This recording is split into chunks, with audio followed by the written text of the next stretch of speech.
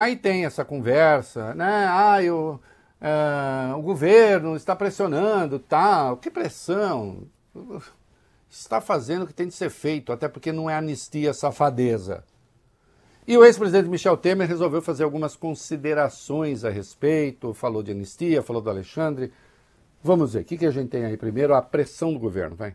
Primeiro, integrantes do governo Lula querem um aceno público de alguns deputados da base que assinaram o regime de urgência da anistia. A avaliação do Palácio do Planalto é que se um grupo de parlamentares criticar publicamente o texto, o projeto de lei deve perder força. Além disso, o governo mantém a cobrança por fidelidade dos deputados que podem perder verba e cargos que são ocupados por aliados.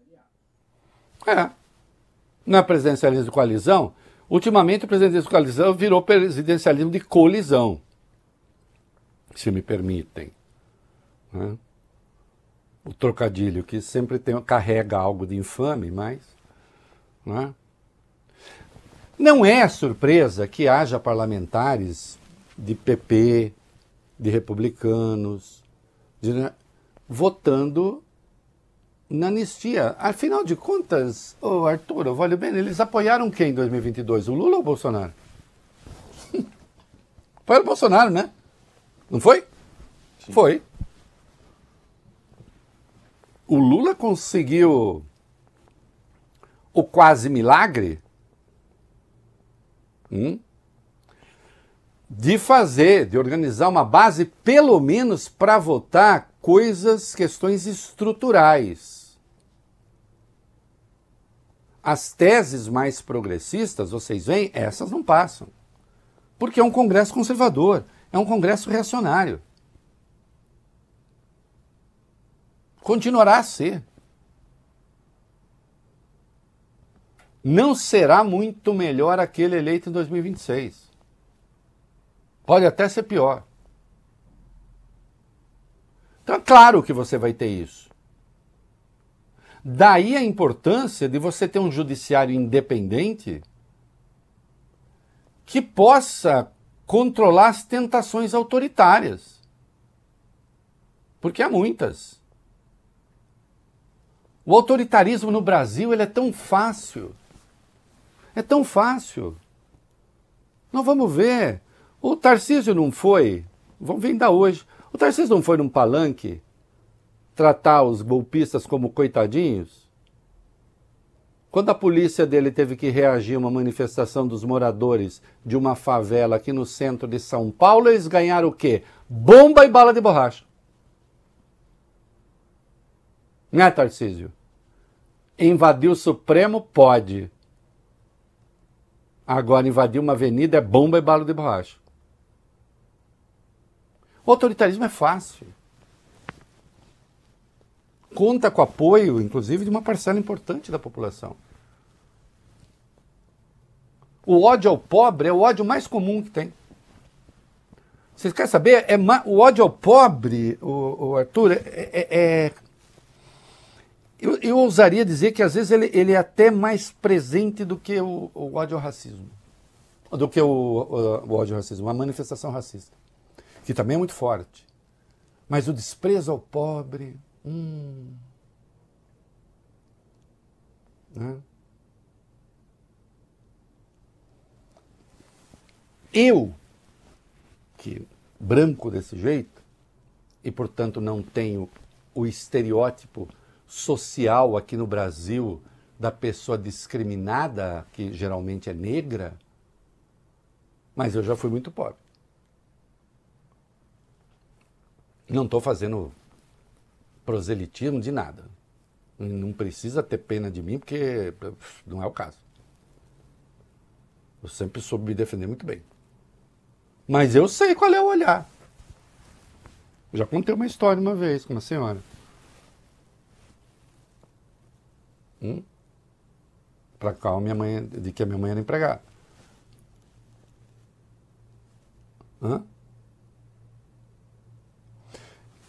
O ódio ao pobre é grande. Esse Congresso aí, ele pode pensar coisas perversas, e pensa.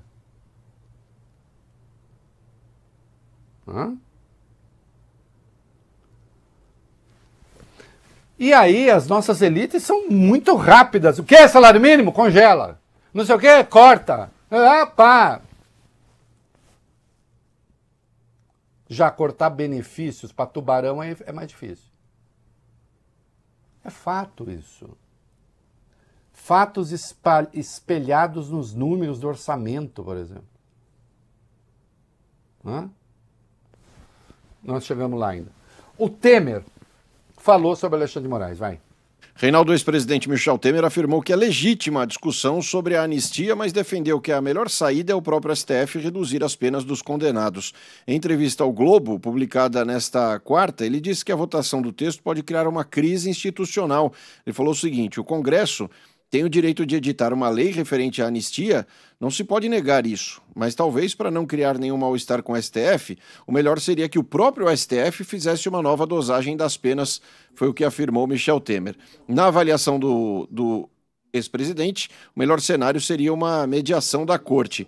É possível fazer uma nova dosimetria, punição houve, tinha de haver, mas também a pena deve ser de menor tamanho, é uma solução conciliatória. O que eu estou propondo é uma mediação, um meio termo, afirmou o ex-presidente, que no final de semana declarou em um evento nos Estados Unidos que ministros do Supremo estão sensibilizados. Só que não pode ser assim, não. Vai fazer. Primeiro que sempre tem a hora e pode haver de revisão judicial, etc.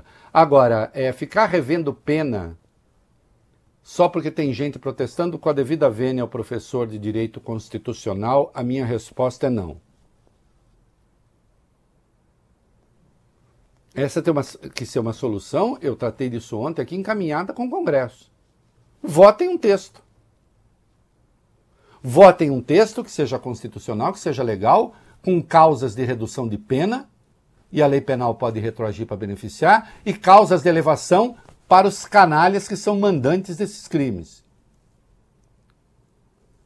E, infelizmente, nesse caso, não poderá recuar para agravar.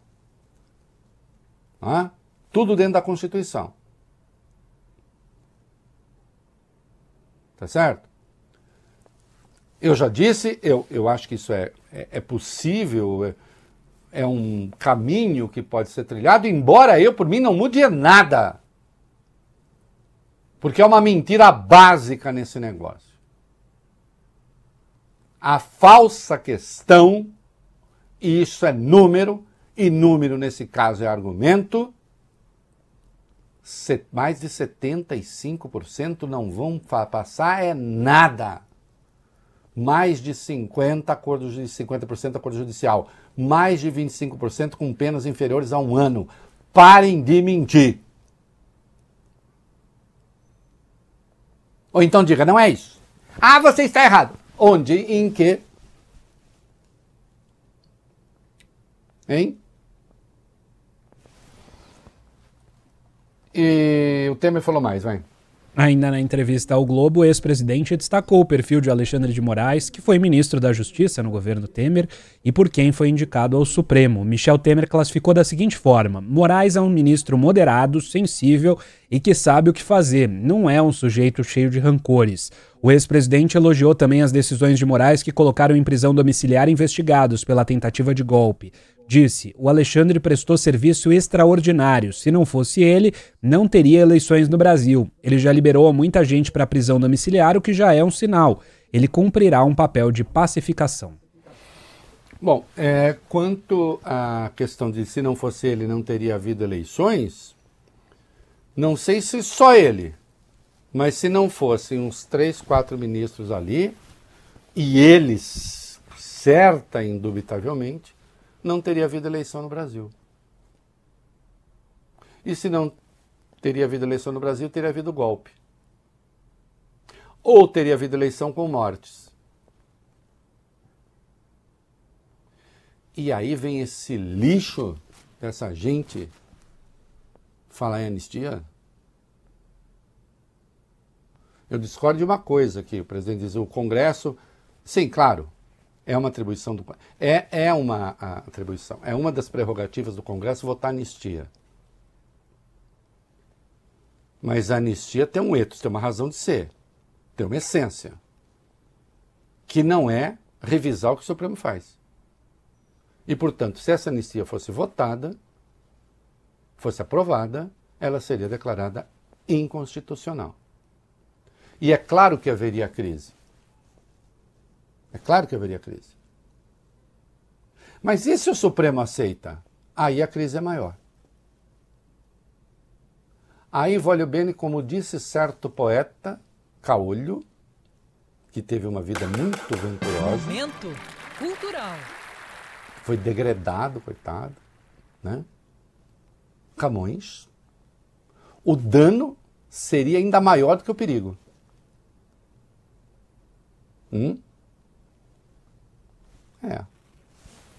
Lembrei do degredo do Camões, foi expulso de Portugal durante um tempo, para a Índia. E o Bocage também aconteceu a mesma coisa com ele, o poeta Bocage. Ficou conhecido por fazer poema de sacanagem, mas evidentemente ele tinha coisas maravilhosas. Mas tinha poema de sacanagem também. Mas ele tem um poema lindo, viu, Arthur, viu, voglio bene?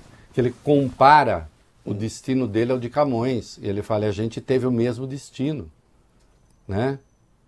Mas aí ele conclui que, ó desdita, né? Ó infelicidade para ele, porque ele teve o mesmo destino de Camões, mas ele diz, mas não o mesmo talento.